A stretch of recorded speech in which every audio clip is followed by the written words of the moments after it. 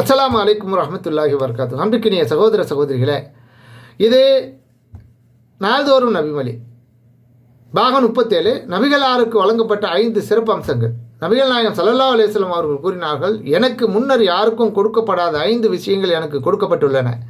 1. எதிரிகளுக்கு எனக்கும் இடையே 1 மாத கால பயணம் செய்யும் இடைவெளியிலும் அவர்களின் உள்ளத்தில் பயம் ஏற்படுவதன் மூலம் உதவப்பட்டுள்ளேன்.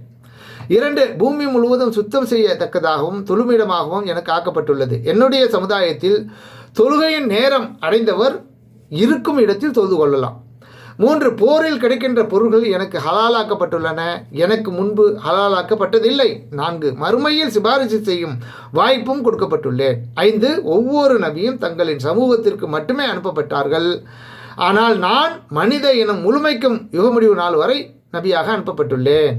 இது புகாரில் 335வது ஹதீஸாக இடம்பெற்றிருக்கு.